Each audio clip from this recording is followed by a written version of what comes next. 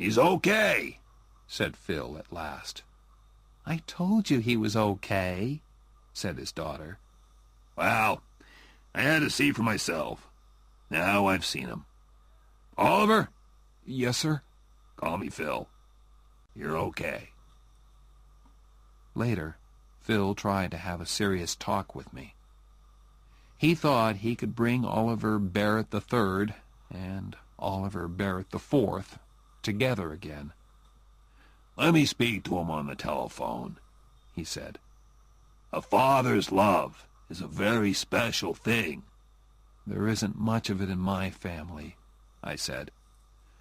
Your father will soon realize, he began, when it's time to go to the church. Phil, said Jenny gently, we don't want to be married in church. He looked surprised, then unhappy. But he spoke bravely. It's your wedding, children. You choose. It's okay by me. My next meeting was with the head of Harvard Law School. I'll need a scholarship for next year, sir, I said politely. A scholarship? I don't understand. Your father... My father has nothing to do with it, sir. We've had a disagreement, and he isn't supporting me anymore. The head took off his glasses, then put them on again. I continued. That's why I've come here to see you, sir. I'm getting married next month. We're both going to work during the summer. Then Jenny will support us by teaching. But her teaching won't pay enough to send me to law school. Sir, I need a scholarship. I have no money in the bank. Mr. Barrett, our scholarships are for poor people, and it's too late to ask for one. I do not wish to enter into a family disagreement, but I think you should go and talk to your father again. No, I said angrily. I am not, repeat, not going back to my father to ask for money. When Jenny graduated from university that summer, all her relations came from Cranston to watch. We didn't tell them about our marriage plans because we wanted a quiet wedding and didn't want to hurt their feelings. I graduated from Harvard the next day. Was Oliver III there in the university hall? I don't know. I didn't look for old Stonyface in the crowd. I gave my parents' tickets to Jenny and Phil. But as an old Harvard man, my father could sit with the class of 26. But why should he want to? I mean, weren't the banks open that day? The wedding was on the next Sunday. It was very quiet and very beautiful. Phil was there, of course, and my friend Ray Stratton. Jenny and I spoke about our love for each other and promised to stay together until death. Ray gave me the ring, and soon Oliver Barrett IV and Jennifer Cavalieri were man and wife. We had a small party afterwards, just the four of us. Then Ray and Phil went home, and Jenny and I were alone together. Jenny, we're really married. Yes. Now I can be as terrible to you as I like. Chapter 5. The first 3 years. For 3 years, we had to make every dollar do the work of 2. All through the summer holidays, we worked at the boat club in Dennisport. It was hard work, but we were never too tired to be kind to each other. I say kind because there are no words to describe our love and happiness together. After the summer, we found a cheap flat near the university. It was on the top floor of an old house, and was actually very expensive. But what could we do? There weren't many flats around. "Hey, Preppy," said Jenny when we arrived there. "Are you my husband, or aren't you?" "Of course I'm your husband." "Show me, then." My God, I thought, in the street? "Carry me into our first home." I carried her up the 5 steps to the front door. "Why did you stop?"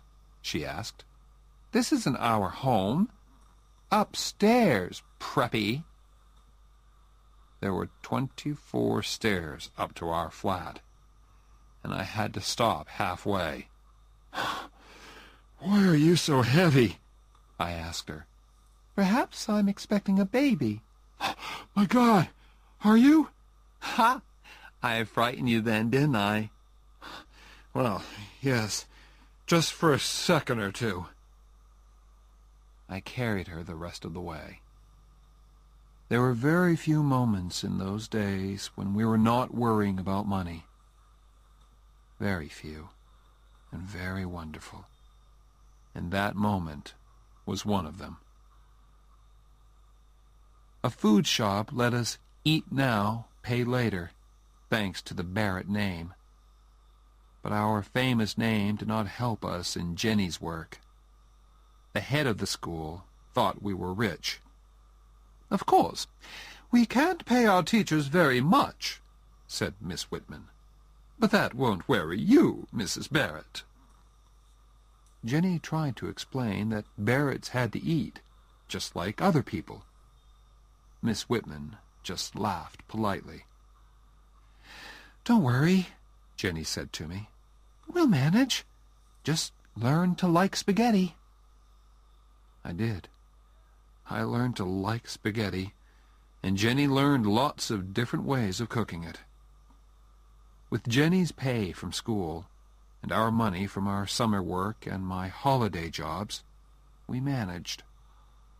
Our lives had changed a lot, of course. There was no more music for Jenny. She had to teach all day, and came home very tired. Then she had to cook dinner. Restaurants were too expensive for us. There were a lot of films that we didn't see, and places and people that we didn't visit. But we were doing okay. One day, a beautiful invitation arrived. It was for my father's 60th birthday party. "Well?" said Jenny. I was in the middle of a thick law book, and did not hear her at first. "Oliver, he's reaching out to you." "No, he isn't. My mother wrote it. Now be quiet, I'm studying. I've got exams in 3 weeks. "Ollie, think. 60 years old, damn it. How do you know that he'll still be alive when you decide to forget your disagreement?" I don't know, and I don't care. Now let me get on with my work." "One day," said Jenny, "when you're having problems with Oliver the Fifth—" "Our son won't be called Oliver. You can be sure of that," I said angrily. "You can call him Bozo if you like, but that child will feel bad about you because you were a big Harvard sportsman. And by the time he goes to university, you'll probably be a big, important lawyer," she continued. "Oliver, your father loves you in the same way as you will love Bozo. But you Barretts are so full of pride. You'll go through life thinking that you hate each other. Now, what about that invitation? Write them a nice letter of refusal." "Oliver, I can't hurt your father like that." "What's their telephone number?" I told her, and was at once deep in my law book again. I tried not to listen to her talking on the telephone, but she was in the same room after all. Suddenly I thought, How long does it take to say no? Ollie! Jenny had her hand over the telephone mouthpiece. Ollie, do we have to say no? Yes, we do. And hurry up, damn it! I'm terribly sorry, she said into the telephone. She covered the mouthpiece again and turned to me. He's very unhappy, Oliver. Can you just sit there and let your father bleed? Stones don't bleed, Jen. This isn't one of your warm, loving Italian fathers. Oliver, can't you just speak to him? Speak to him? Are you crazy? She held the telephone towards me. She was trying not to cry. I will never speak to him. Ever, I said. Now she was crying, very quietly. Then she asked me once more. For me, Oliver, I've never asked you for anything. Please. I couldn't do it. Didn't Jenny understand? It was just impossible. Unhappily, I shook my head. Then Jenny spoke to me, quietly and very angrily. You have no heart, she said. She spoke into the telephone again. Mr. Barrett, Oliver wants you to know. She was crying, so it wasn't easy for her. Oliver loves you very much, she said, and put the telephone down quickly. I don't know why I did it. Perhaps I went crazy for a moment. Violently, I took the telephone and threw it across the room. Damn you, Jenny! Why don't you get out of my life? I stood still for a second. My God, I thought. What's happening to me? I turned to look at Jenny, but she had gone. I looked round the flat for her. Her coat was still there, but she had disappeared. I ran out of the house and searched everywhere for her. The law school library, Radcliffe, the music school. Was she in one of the music rooms? I heard somebody playing the piano, loudly and very badly. Was it Jenny? I pushed the door open. A big Radcliffe girl was at the piano. What's the matter? She asked. Nothing, I answered, and closed the door again. Where had she gone? I felt terrible. I searched the university, the streets, and the cafes. Nothing. Had she taken a bus to Cranston, perhaps? At midnight, I found a telephone box and called Phil. Hello? He said sleepily. What's the matter? Is Jenny ill? My God, I thought. She isn't there. She's fine, Phil. I just called to say hello. You should call more often, damn it, he said. Is Cranston so far away that you can't come down on a Sunday afternoon? We'll come. Some Sunday, Phil. I promise. Don't give me that. Some Sunday indeed. This Sunday, Oliver. Yes, sir. This Sunday. And next time you telephone, I'll pay, damn it. Okay? He put down the telephone. I stood there and wondered what to do. At last, I went back to the flat. Jenny was sitting on the top step. I was too tired to cry, too glad to speak. I forgot my key, said Jenny. I stood there on the bottom step. I was afraid to ask how long she had been there. I only knew that I had hurt her terribly. "Jenny, I'm sorry." "Stop," she said. Then she added, "Love means you never have to say you're sorry." We walked up to our flat. As we undressed, she looked lovingly at me. "I meant what I said, Oliver." And that was all. Chapter 6. Money can't buy everything. When the letter came from the law school, it changed our lives. I came third in the final examinations, and suddenly everyone wanted to offer me jobs. It was a wonderful time. Think of it, an all-American boy with a famous name, third in his examinations, and a Harvard hockey player, too.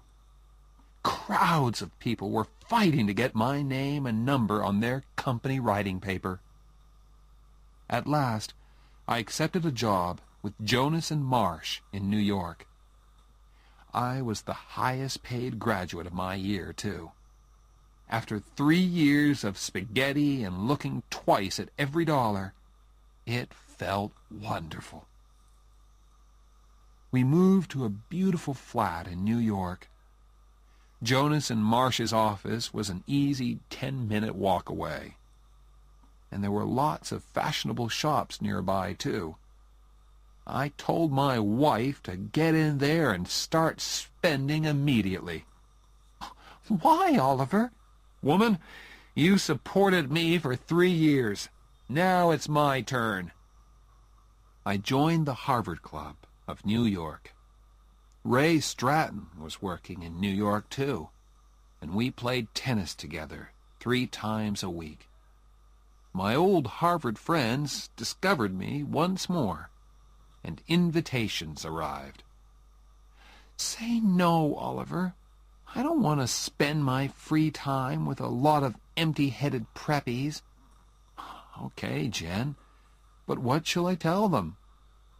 "Tell them I'm expecting a baby." "Are you?" She smiled. "No, but if we stay at home tonight, perhaps I will." We already had a name for our child. "You know," I said one evening, "I really like the name Bozo." "You honestly want to call our child Bozo?" "Yes, it's the name of a big sports star. He'll be wonderfully big and strong," I continued. "Bozo Barrett, Harvard's biggest football star." We had a name for our child, and we wanted him very much. But it's not always easy to make a baby, although we tried very hard. Finally, I became worried, and we went together to see a doctor. Dr. Shepard checked everything carefully. He took some of our blood and sent it away for examination. "We'll know soon," he said. A few days later, he telephoned me at my office and asked me to visit him on my way home that evening. "Well, Doctor," I said, "which of us has the problem?" "It's Jenny," he said. "She will never have children." I was ready for this news, but it still shook me. "Well," I said, "children aren't everything." "Oliver," said Dr. Shepard, "the problem is more serious than that. Jenny is very ill. She has a blood disease.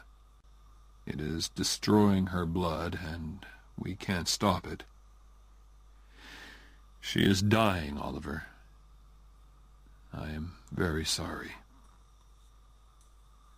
"That's impossible, Doctor," I said. I waited for the doctor to tell me that it was not true. Kindly and patiently he explained again, and at last I understood the terrible words. "Have you spoken to Jenny, Doctor? What did you tell her?" I had told her that you were both all right. For the moment, it's better that way. I wanted to shout and scream at the unfairness of it all. Jenny was 24, and she was dying. "What can I do to help, Doctor?" I asked at last. Just be natural," he said. Natural. I began to think about God. At first I hated him. Then, next morning, I woke up, and Jenny was there beside me. Still there. I was ashamed. Thank you, God, I thought. Thank you for letting me wake up and see Jennifer. Be natural, the doctor had said. I did my best, and all the time I was living with my terrible secret. One day, Mr. Jonas called me into his office. "Oliver, I have an important job for you. How soon can you go to Chicago? You can take one of the younger men with you." One of the younger men? I was the youngest man in the office. I understood the message. "Oliver, although you are still only 24, you are one of our top men." "Thank you, sir," I said, "but I can't leave New York just now." I had decided not to tell anyone about my troubles. I wanted to keep my secret as long as possible. I could see that old man Jonas was unhappy about my refusal. On the way home that day, I saw a notice in a travel shop window. "Fly to Paris." Suddenly, I remembered Jenny's words. What about my scholarship? What about Paris? I went into the shop and bought 2 tickets to Paris. Jenny was looking gray and tired when I got home. When I showed her the tickets, she shook her head. "Oliver," she said gently, "I don't want Paris. I just want you. And I want time, which you can't give me." Now I looked in her eyes and saw the sadness in them. We sat there silently, holding each other. Then Jenny explained. "I was feeling terrible. I went back to the doctor, and he told me, I'm dying." Now I didn't have to be natural anymore. We had no more secrets from each other. Now we could discuss things that young husbands and wives don't usually have to discuss. "You must be strong, Oliver," she said. "For Phil, it's going to be hard for him. He needs your help, okay?" "Okay, I'll be strong," I promised. I hoped Jenny could not see how frightened I was.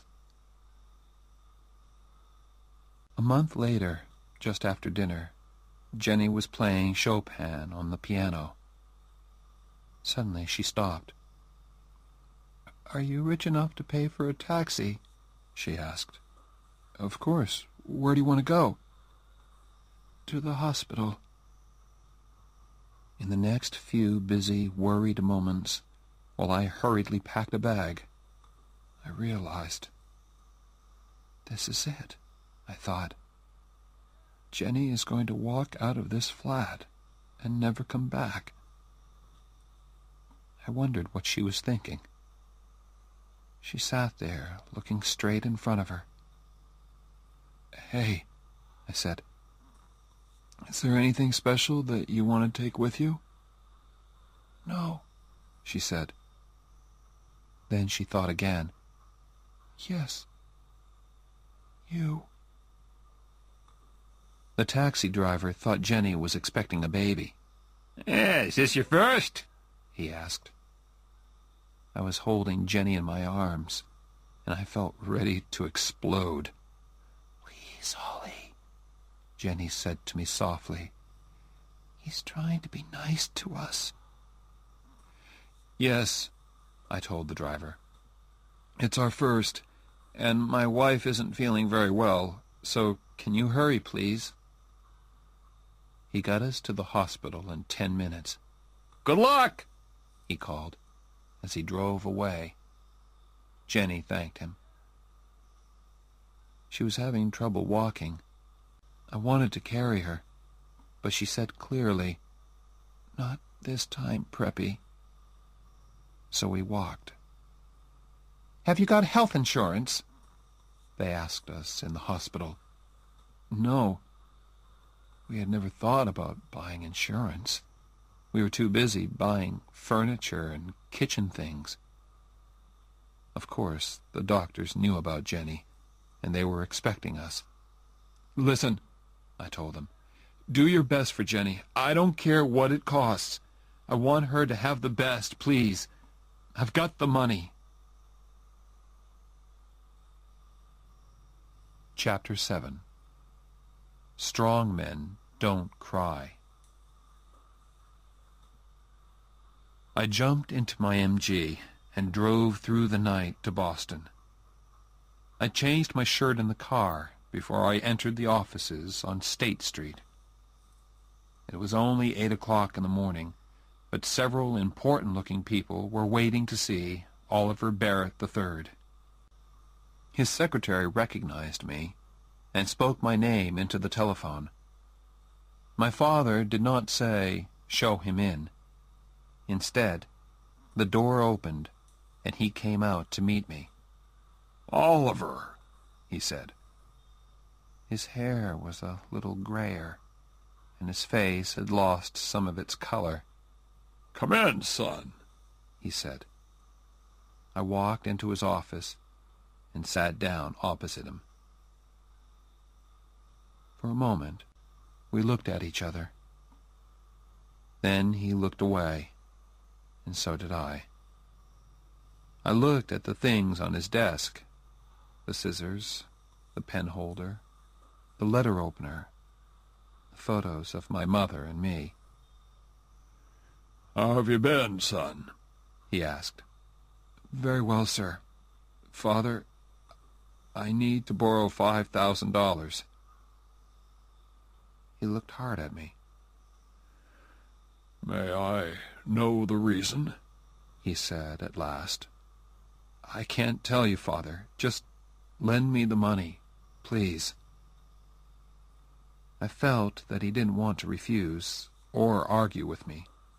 He wanted to give me the money, but he also wanted to talk. "Don't they pay you at Jonas and Marsh?" "Yes, sir." So he knows where I work, I thought. He probably knows how much they pay me, too. "And doesn't Jennifer teach, too?" Well, I thought, he doesn't know everything. Please leave Jennifer out of this, Father. This is a personal matter. A very important personal matter. "Have you got a girl into trouble?" he asked quietly. "Yes," I lied. "That's it. Now give me the money, please." I think he knew that I was lying, but I don't think he wanted to know my real reason for wanting the money. He was asking because he wanted to talk. He took out his checkbook and opened it slowly.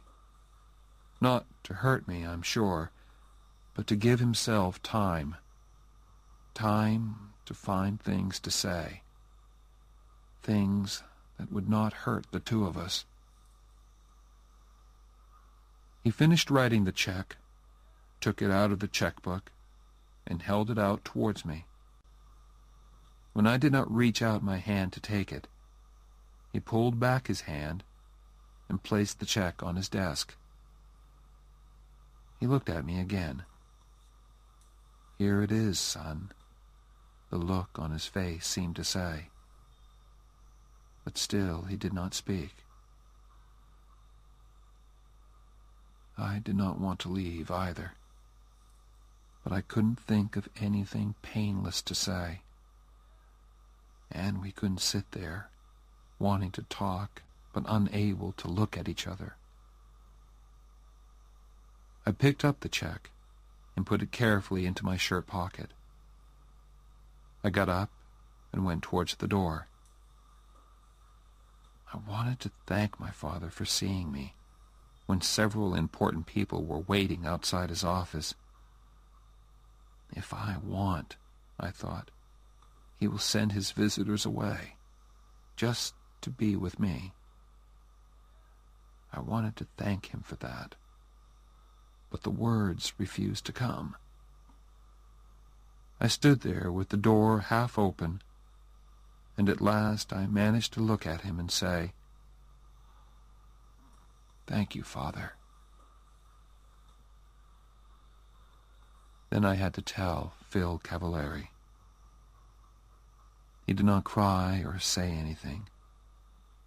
He quietly closed his house in Cranston and came to live in our flat. We all have ways of living with our troubles. Some people drink too much. Phil cleaned the flat again and again. Perhaps he thought Jenny would come home again. Poor Phil. Next, I telephoned Old Man Jonas. I told him why I could not come into the office. I kept the conversation short, because I knew he was unhappy. He wanted to say things to me, but could not find the words. I knew all about that. Phil and I lived for hospital visiting hours. The rest of life, eating and sleeping, or not sleeping, meant nothing to us. One day in the flat, I heard Phil saying, very quietly, "I can't take this much longer." I did not answer him. I just thought to myself, I can take it. Dear God, I can take it as long as you want, because Jenny is Jenny. That evening, she sent me out of her room. She wanted to speak to her father, man to man. "But don't go too far away," she added. I went to sit outside. Then Phil appeared. "She wants to see you now," he said. "Close the door," Jenny ordered. I went to sit by her bed. I always liked to sit beside her and look at her face, because it had her eyes shining in it. "It doesn't hurt, Ollie, really," she said. "It's like falling off a high building very slowly, you know?" Something moved deep inside me. "I am not going to cry," I said to myself. "I'm strong, okay? And strong men don't cry. But if I'm not going to cry, then I can't open my mouth." I said. "No, you don't know, Preppy," she said. "You've never fallen off a high building in your life." "Yes, I have," my voice came back. "I did when I met you." She smiled. "Who cares about Paris?" she said suddenly. "Paris, music, all that. You think you stole it from me, don't you? I can see it in your face." "Well, I don't care, you stupid preppy. Can't you accept that?" "No," I answered honestly. "Then get out of here," she said angrily. "I don't want you on my damn deathbed." "Okay, I accept it," I said. "That's better. Now, will you do something for me?"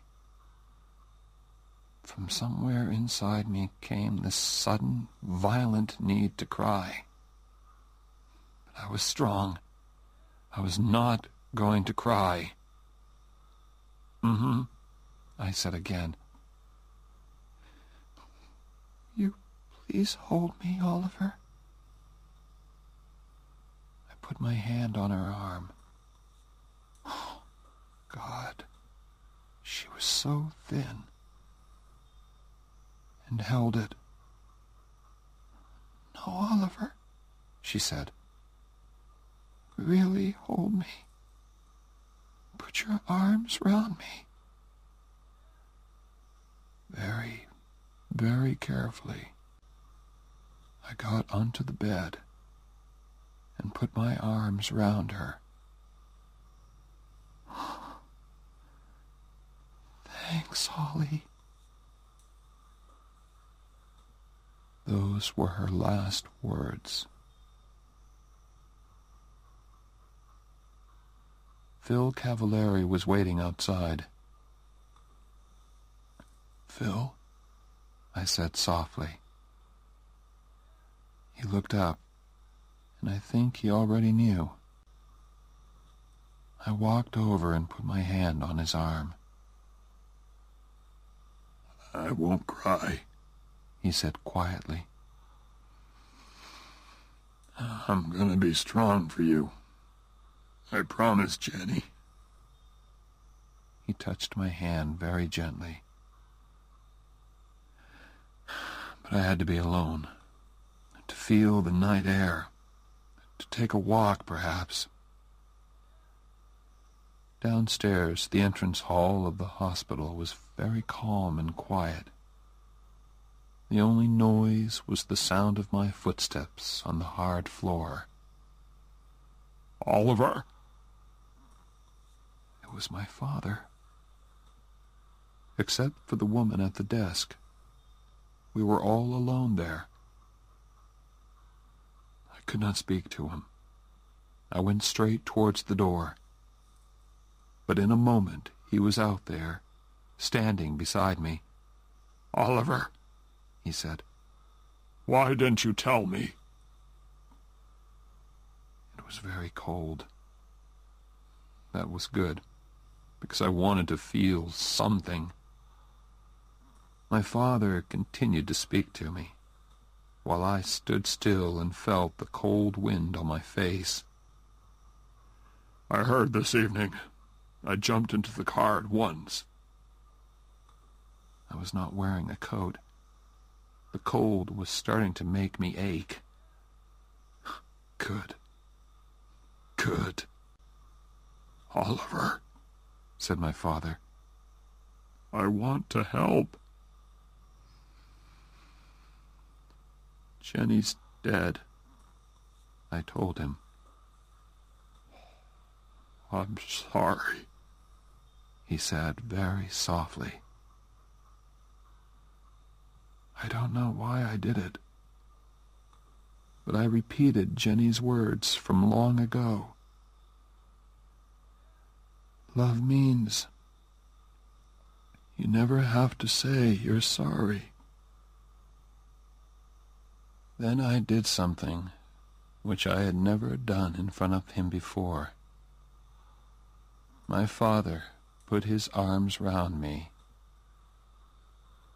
and I cried.